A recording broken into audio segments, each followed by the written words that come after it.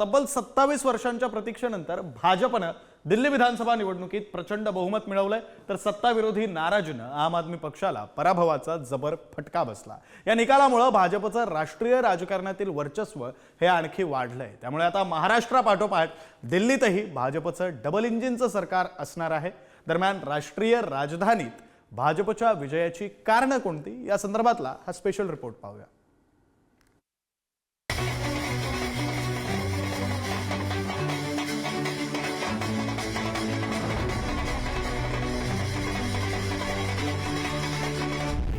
ज्या दिल्लीतून भाजपा 10 वर्षांपासून देशाचा कारभार हाकतीये, त्याच दिल्लीचा किल्ला सुद्धा सर करण्यात भाजपला 27 वर्षांनी यश आलंय। ज्या मोदी युगात भाजपनं देशातली मोठी राज्य जिंकली, त्या मोदी युगात आता देशाचा हृदय असलेल्या दिल्लीतही भाजपला स्थान मिळालंय। दिल्लीत भाजपाची कामगिरी एकूण जागा 70, 1993 मध्ये 49 जागा, 1998 मध्ये 15 जागा, 2003 मध्ये 20 जागा, 2008 मध्ये 23 जागा, 2013 मध्ये 32 जागा, 2015 मध्ये 3 जागा, 2020 मध्ये 8 जागा, 2025 मध्ये 48 जागा। दिल्ली के लोगों का ये प्यार, ये विश्वास हम सभी पर एक कर्ज है। इसे अब दिल्ली की डबल इंजन सरकार दिल्ली का डबल तेजी से विकास करके चुकाएगी। पिछले अनेक सालों से दिल्ली के विकास में अनेक अड़चनें पैदा हुई थी।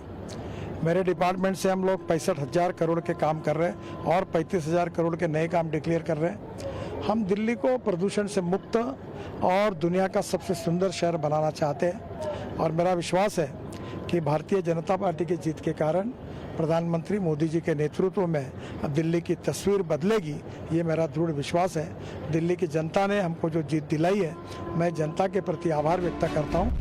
राम मंदिराच्या मुद्द्यावर स्वार होत भाजपानं 1993 मध्ये दिल्लीची सत्ता काबीज केली होती। त्यानंतर मात्र 1998 पासून भाजपाला तब्बल 27 वर्ष वनवास भोगावा लागला। 2013च्या विधानसभा निवडणुकीमध्ये 32 जागा जिंकत भाजपा सर्वात मोठा पक्ष ठरला होता। मात्र आपनं काँग्रेसच्या साथीनं सत्ता स्थापन करत भाजपाच्या स्वप्नांना सुरुंग लावला। 2014 मध्ये भाजपाच्या क्षितिजावर नरेंद्र मोदींचा उदय झाला। त्यानंतरच्या निवडणुकीमध्ये तर भाजपला 2 अंकी संख्याही गाठता आली नव्हती। यातून भाजपनं धडा घेत सत्ता मिळवण्यासाठी व्यूहरचना आखली। भाजपने शिस्तबद्ध पद्धतीने निवडणूक लढवली। दिल्लीच्या निवडणुकीमध्ये संपूर्ण ताकद पणाला लावली। भाजपच्या नेते आणि कार्यकर्त्यांनी एकजुटीने काम केलं। भाजपने आपला भ्रष्टाचाराच्या मुद्द्यावरून सातत्यानं घेरलं। आप विरोधात जनतेमध्ये असंतोष निर्माण केला। अरविंद केजरीवालांना 40 कोटींचं निवासस्थान शीश महलवरून घेरलं। भाजपाने दिल्लीतील महिलांना 2500 रुपये देण्याची घोषणा, एलपीजी सिलेंडरवर गरीब महिलांना 500 रुपयांचं अनुदान देण्याची घोषणा, होळी आणि दिवाळीला एक सिलेंडर मोफत दिला जाणार। अर्थसंकल्पामध्ये 12 लाखांपर्यंतचं उत्पन्न करमुक्त केलं, त्याचा मोठा प्रभाव। लोकसभा चुनाव के उसकी जीत के बाद हमने पहले हरियाणा में अभूतपूर्व रिकॉर्ड बनाया।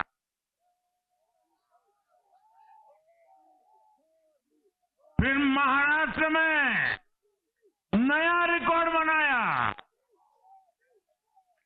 अब दिल्ली में नया इतिहास रच गया है। लोकांनी मोदीजींना साथ द्यायचं ठरवलं होतं। मला एवढाच आनंद आहे की या यज्ञामध्ये एखादी समिधा आमची पण आहे आणि त्यात दिल्लीचा मराठी माणूस हा मोदीजींच्या पाठीशी उभा राहिला, याचा मला मनापासून आनंद। देशात सत्ता असताना सुद्धा देशाची राजधानी आपल्या ताब्यात नाही याची सल भाजपच्या मनात होती। विशेष म्हणजे 2014 आणि 2019 लोकसभा निवडणुकांच्या वेळी महापालिका निवडणुकांमध्ये दिल्लीच्या मतदारांनी भाजपच्या पदरात भरभरून दान टाकलं होतं। मात्र तेच दिल्लीकर विधानसभेच्या वेळी भाजपाला नाकारत होते। त्यामुळे यंदाची निवडणूक काहीही करून जिंकायची यासाठी भाजपने मोठी फिल्डिंग लावली आणि हीच भाजपची रणनीती आता यशस्वी झाल्याचं पाहायला मिळत आहे। ब्युरो रिपोर्ट, पुढारी न्यूज, नवी दिल्ली।